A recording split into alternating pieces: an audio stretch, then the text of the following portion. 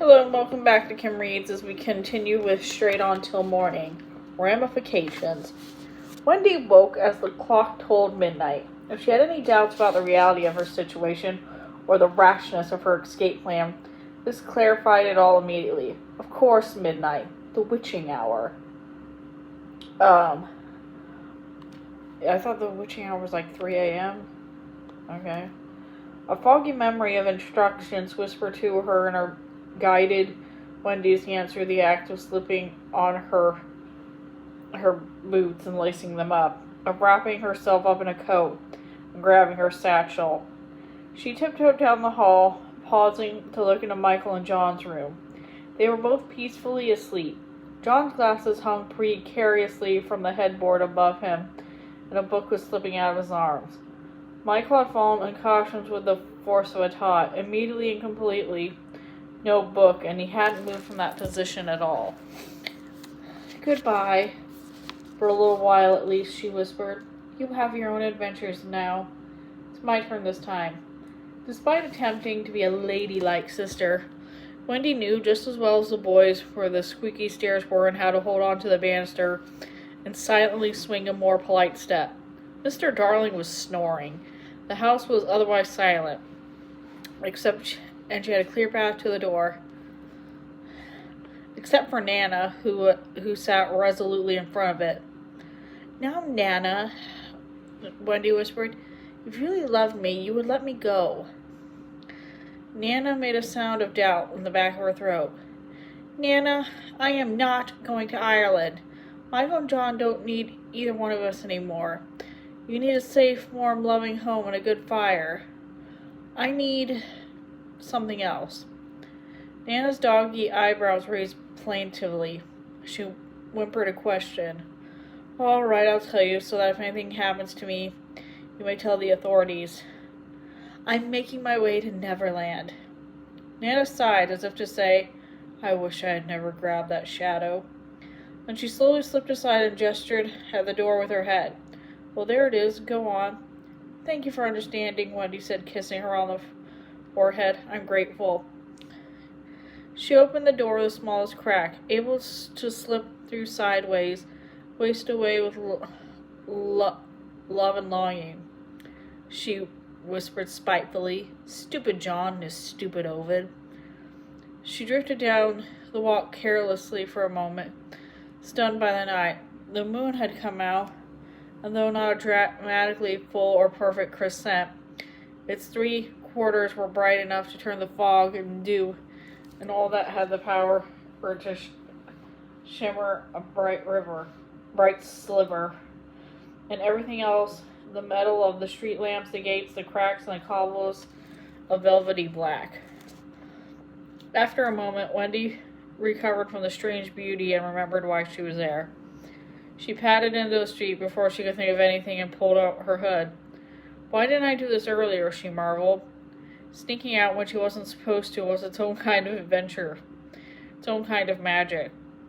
London was beautiful. It felt she had the whole city to herself except for a stray cat or two.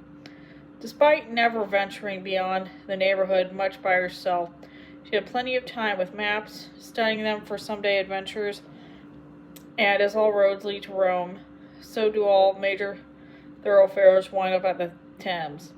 Names like Vauxhall, Victoria, and Horseferry spring from her brain as clearly as though there had been signs in the sky pointing its way. Besides lost boys and pirates, Wendy had occasionally terrified her brothers with stories about Spring-Heeled Jack and the half-animal orphan children with cat-like eyes who roam the streets at night. As the minutes wore on, she felt her initial bravery dissipate and terror slowly creep down around her neck, along with the fog which was somehow finding its way under her coat, chilling her to the core. "If I'm not careful, I'm liable to catch a terrible head cold. Perhaps that's really why people don't venture out in London at night," she told herself sternly, chasing away thoughts of crazed, dagger-wielding murderers with a vision of ugly runny noses and cod liver oil. But it was safer to walk down the middle of the street, far from shadows where villains might lurk. Being exposed out in the open meant she would more like easily be seen by police or other do-gooders who would try to escort her home. My mother is sick and requires this 1 or 2 tonic that can be obtained from the chemist across town, she practiced. A nasty decoction of elderberries and slippery elm, but it does wonders such for your throat. No one else has it.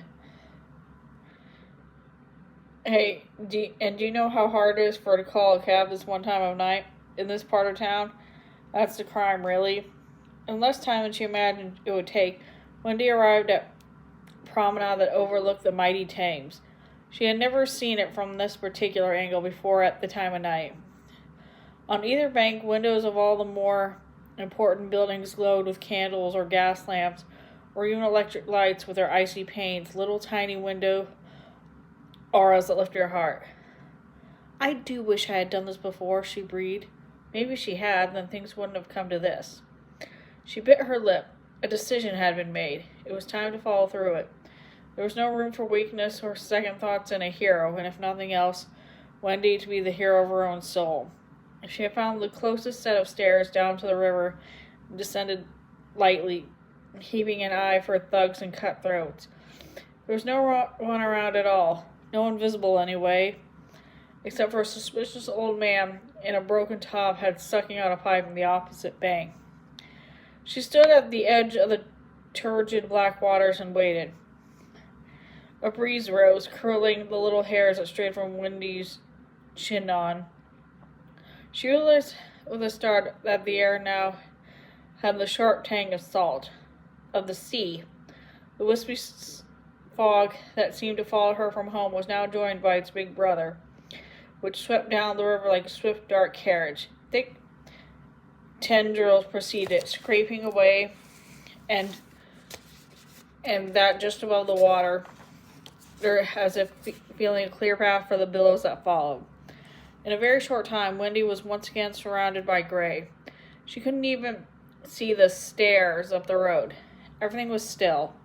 And then emerging out of the darkness like a wraith, a single yellow light bobbed in the inky distance. Slowly and steadily it grew closer. Wendy sucked in her breath. The light resolved to a lantern hung on a yoke. Not a yoke, a prow. Incredibly, unbelievably, a silent galleon gilded down the Thames towards her.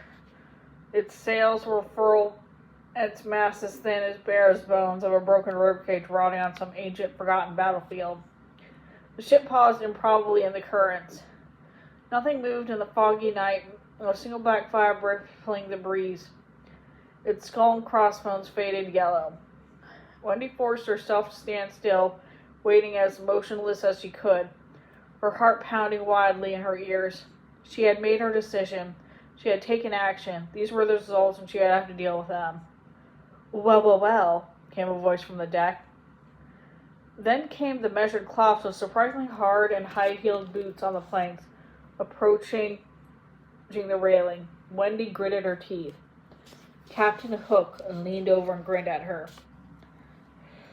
He was exactly and precisely the way she had imagined. Remembered him. Long, black, ridiculous curling locks, probably a wig, long face, clear of the dissolution of rum, but ruined by the joint devils of villainy and insanity. He obviously thought himself a duke in a red and gold coat, prim breeches, and mostly spotless stockings. A feather stuck out of his oversized hat. A Jacobean collar throttled through his neck. Above his smile was a mustache waxed and styled within an inch of its probably dyed light. Yet Wendy gulped. Seeing him was different than imagining, remembering him. He looked utterly absurd, and that was exactly what made him terrifying. "Ah, Miss Darling, how are you this fine night?" he called, saluting with his hook, sharp and golden, the only thing that glittered in the dim light of the solitary lantern. "Very well, thank you," Wendy shouted back. Manners stepped in, blessed them. when the mind scrambled to hide. And you? Oh, I couldn't be better. Thank you for asking, he answered with an oily smile. That is, assuming you have brought what you said you would. I have it. I have Peter Pan's shadow here. She took out the satchel and showed it to him. Oh, excellent, excellent girl. Any pretense at politeness, any mockery he exhibited, disappeared entirely as visceral excitement took over. The greed on his face was both reassuring and nauseating. He rubbed his hand and hooked together with tangible glee. Do we have a deal? Wendy asked clearly and loudly. Yes, of course. Passage to Neverland in return for one shadow. And home again, Wendy pressed, when I wish to return. And passage home again, Hook said impatiently. Yes. As for when you wish to return, that can be a tricky business. Getting here, without pixie magic or flight, is an uncertain thing. My crew wasn't too keen on the idea to begin with. That was the deal. Neverland and home again, Wendy said, pulling the satchel away from his view and making as if to put on her coat. Of course, Hook said desperately, eyes never leaving the satchel. Neverland and home again. Without question, just be aware that we are not some sort of fairy service, Miss Darling. We are pirates, with limited magical means. You cannot decide on a whim. You've missed Mommy and Daddy long enough to expect to be transported instantly. These things take time. All right, I will take that into due consideration, Wendy said. Otherwise, promise? Oh, I promise. Swear by the pirate's code. Hook looked exasperated. Wendy put her hand on her hips. She knew about boys trying to sneak out of promises. She had 2 younger brothers. You had to be very specific with your orders and wishes, or they were wily and untrustworthy as evil genies. And what was a pirate, really, but a boy grown with a sword and a mustache? Swear it, she repeated. She could have sworn she heard muffled laughter from behind him on the deck. Hook sighed. All right. I swear on the pirate's code. I, Captain Hook, promise that in return for Peter Pan's shadow, I shall grant Wendy Darling passage to Neverland and home when circumstances allow it. All right, then, Wendy said, trying to sound surer than she felt. She would just want a battle of wits with a pirate. Just like a story. Why wouldn't she feel triumphant? Come on, men, let's welcome our passenger aboard. Hook grinned at her, a smile that narrowed 2 points at the corners of his mouth that were as sharp as those at the ends of his mustache, at the ends of his hook. There was a thumping and pounding on the deck. A rope ladder unrolled over the side, bumping and bouncing on its way down, the last step landing neatly at Wendy's feet. She took a deep breath, set her jaw, and climbed up. That's the end of that chapter. See you later.